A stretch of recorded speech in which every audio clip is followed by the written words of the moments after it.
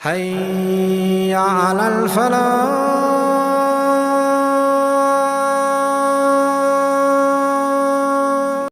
یہ دنیا کے سامنے حضرت امام نے اپنا اسوہ رکھا کہ یہی تو پیغام میں دینے آیا ہوں، یہی تو جو ہے وہ تحریر میں نے کربلا کی ریت پر اپنے خون سے رقم کرنی تھی کہ یہ سر کٹ سکتا ہے لیکن جھکے گا تو صرف اپنے مالک کی چوکٹ پہ جھکے گا، یزید کے سامنے یہ سر جھک نہیں سکتا ہے۔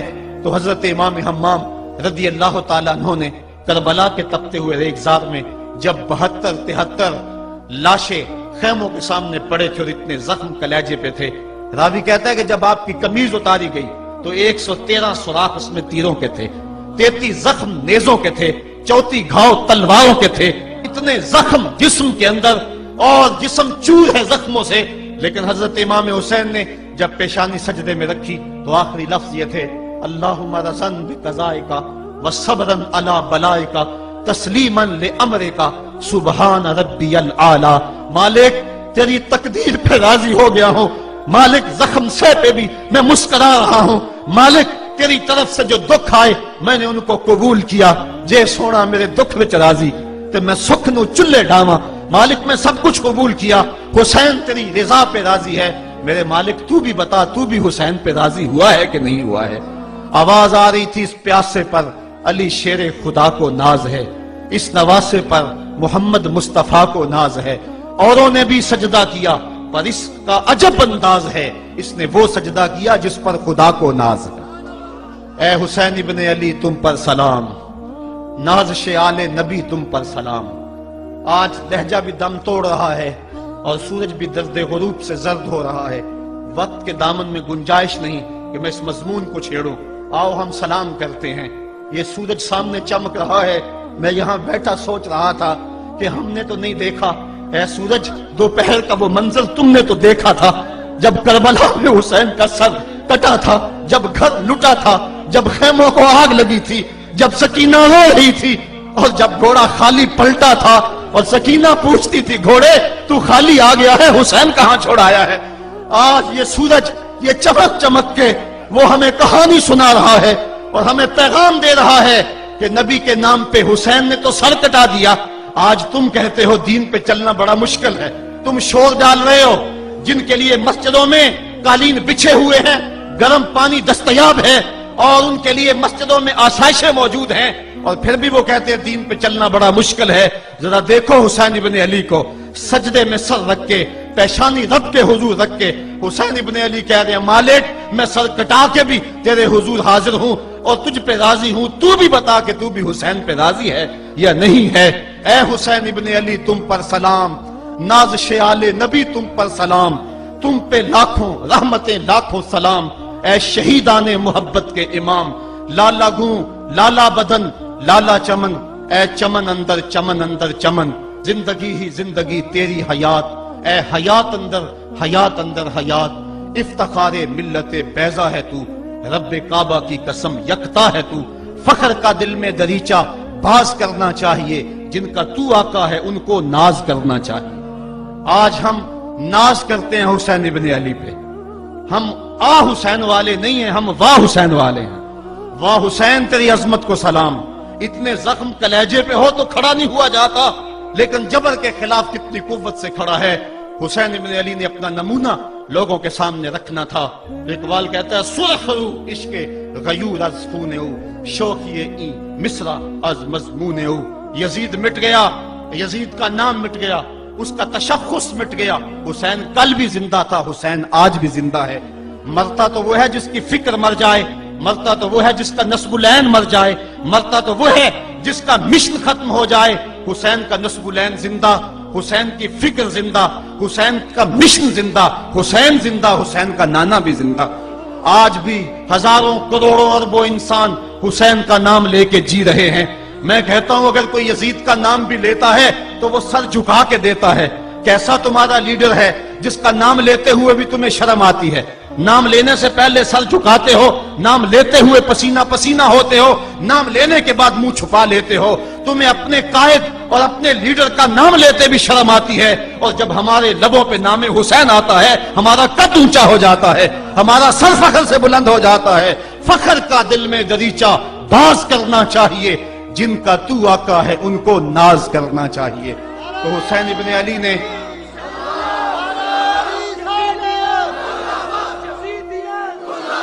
کسی نے کہا تھا کہ یہ دو شہزادوں کی جنگ تھی، تو کسی نے بڑا خوبصورت جواب دیا، اس نے کہا کربلا جنگ تھی اگر دو شہزادوں کی، قلم میں زور ہے تو لکھو حسین ہار گئے، لہجے میں تنتنا ہے تو لکھو حسین ہار گئے، انداز میں زور ہے تو کہو حسین ہار گئے۔ زمانہ کل بھی کہتا تھا، زمانہ آج بھی کہتا ہے، حسین کل بھی جیتا تھا، حسین آج بھی جیتا ہے۔ جب حضرت امام حسین رضی اللہ تعالیٰ عنہ کا سر انور کاٹ لیا گیا اور خولی بن یزید نے نیزے کی نوک پہ اس کو رکھا، ویسے رخ سر کا زمین کی طرف سے تھا، کسی نے کیا خوب کہا، باں کے سر نیزے پہ اور سوئے زمین ہے روح، یعنی سجدہ ثانی کی ہے آرزو۔ رکعت کے دو سجدے ہوتے ہیں، ایک سجدہ ہوا تھا کہ سر انور جدا کر لیا گیا، جب نیزے کی نوک پہ تھا سر تو رخ زمین کی طرف سے تھا۔ شاعر کہتا ذرا غور سے دیکھو سر حسین کیا کہہ رہا ہے، سر حسین کی پیشانی زمین کی طرف ہے، پیشانی میں دوسرے سجدے کی آرزو مچل رہی ہے۔ تو جب امام حسین کا سر خولی نے نیزے کی نوک پہ چڑھایا، اس نے تو یہ کہنا چاہا تھا کہ ہم فتح یاب ہوئے اور دیکھو ہم نے سر کاٹ لیا۔ کسی نے کہا ذرا غور سے دیکھو، یہ تو سر کٹ کے بھی سر بلند ہے، یہ سر کٹ گیا پھر بھی سر بلندی نہیں گئی ہے، اس کا بانکپن پھر بھی نہیں گیا ہے۔ حسین کا سر کل بھی اونچا تھا، حسین کا سر آج بھی اونچا ہے، اس کا نام زندہ، اس کا پیغام زندہ، اس کی فکر زندہ۔ حضرت امام زین العابدین یہ کربلا کے وہ شخص ہیں جنہوں نے سارا منظر اپنی آنکھوں سے دیکھا تھا۔ اتنے دکھ کسی کو نہیں پہنچے جتنے زینب اور زین العابدین کو پہنچے ہیں۔ سب منظر کھلی آنکھوں سے دیکھا، 14 سال کی عمر ہے، بیمار ہیں، تاریخ بتاتی ہے اس کے بعد ساری زندگی حضرت زین العابدین نے ٹھنڈا پانی نہیں پیا، جب پانی پینے لگتے تڑپنے لگتے، کہتے مجھے سکینہ کی پیاس یاد آتی ہے، مجھے علی اصغر کا تڑپنا یاد آتا ہے، ساری زندگی پھر ٹھنڈا پانی نہیں پیا۔ حضرت امام زین العابدین نے یہ سارا منظر کھلی آنکھوں کے ساتھ دیکھا تھا، اور پھر آپ نے دمشق کے بازاروں میں بھی اور کوفے کی گلیوں کے اندر بھی سروں کا یہ قافلہ اپنی قیادت کے اندر جو ہے وہ گزارا تھا۔ جب یزید کے دربار کے اندر حضرت امام زین العابدین پہنچے تو یزید نے پہلے تو جو ہے وہ دکھ کا اظہار کیا۔ بعض لوگ یہاں سے یزید کی بریت کا اعلان کرتے ہیں، یہاں کسی نے بڑی خوبصورت بات کہی کہ قاتل کی پشیمانی مقتول کی اہمیت کو تو بڑھا سکتی ہے لیکن اس کے دامن سے قتل کے داغ کو نہیں دھو سکتی۔ تو اس نے یہ سب کچھ کیا، یہ بس اس کے ٹسوے تھے جو وہ بہانے لگا، لیکن بعد میں اس نے حضرت امام حسین رضی اللہ تعالی عنہ کے دانتوں کے اوپر جو ہے وہ چھڑی مارنا شروع کر دی۔ تو حضرت ابو برزہ اسلمی صحابی رسول وہاں موجود تھے، وہ کھڑے ہو گئے، اٹھ گئے، بدن کانپتا ہے ان کا، کہنے لگے ظالم ارفع قدیبہ کا، یہاں اپنی چھڑی ہٹا لے، میں نے اپنی ان آنکھوں سے دیکھا ہے کہ کان رسول اللہ صلی اللہ علیہ وسلم یلسمہ، حضور نے ان ہونٹوں کو خود چوما ہے۔ تو یہ کہہ کہ آپ دربار سے نکل گئے اور روتے تھے اور آپ کے بدن پہ کپ کی پتاری تھی۔ بعد میں یزید نے کہا حضرت غلطی ہو گئی اور یہ میں نہیں چاہتا تھا، بتائیں آپ کی کوئی شرط ہو۔ تو آپ نے فرمایا میری 4 باتیں مان لو۔ ان 4 باتوں میں ایک بات یہ تھی کہ سر حسین اور سر شہیدہ ہمارے سپرد کر دو تاکہ ہم کربلا جا کے ان کی تدفین کر سکیں۔ دوسری یہ تھا کہ ہمیں مدینہ حفاظت سے پہنچا دو۔ تیسری شرط یہ تھی کہ مجھے جو ہے وہ جمعے کا خطبہ دینے کی اجازت دو آج دمشق جامع مسجد کے اندر۔ چوتھی بات آپ نے یہ فرمائی کہ قاتلان حسین جو ہے وہ میرے سپرد کرو۔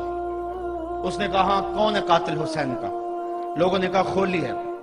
خولی نے کہا میں نے قتل نہیں کیا، یہ سنان بن انس نخی نے کیا ہے۔ سنان بن انس نخی کو کہا ہاں تو بتا، کہنے لگا میں قتل کیوں کرنا تھا، یہ تو شمر ذل جوشن نے کیا ہے۔ شمر ذل جوشن کو کہا تو بتا، کہنے لگا میں نے قتل نہیں کیا، میرا کون سا حسین نے کچھ بگاڑا تھا، قتل اس نے کیا ہے جس کی حکومت کو خطرہ تھا۔ تو یہ ہے وہ ہے قاتل حسین کا۔ اب یزید کہنے لگا تمہاری یہ شرط تو میں پوری نہیں کر سکتا، یہ بات تو پوری نہیں کر سکتا، اب خطبہ دے لو۔ اب حضرت امام زین العابدین خطبہ دینے کے لیے کھڑے ہوئے۔ خطابت تو اس گھر کی لونڈی ہے، جب یہ بولتے ہیں تو حکمت کے موتی دولتے ہیں۔ جو ہی امام زین العابدین کھڑے ہوئے، 14 سال عمر ہے اور دمشق کی جامع مسجد ہے، یزید بھی بیٹھا تھا، یعنی سلطنت بھی تھے، عوام کا بھی ہجوم تھا۔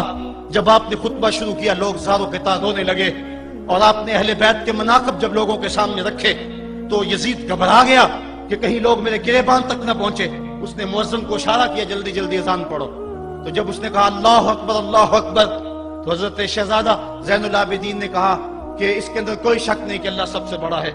جب شہادتین کا کہا اشہد ان لا الہ الا اللہ، حضرت امام زین العابدین نے اس کے جواب کے اندر کہا ہاں ہاں اللہ کے علاوہ کوئی معبود نہیں ہے، اس کی گواہی ہم نے خون سے دی ہے، ہم نے اپنے لہو سے دی ہے اس کی گواہی۔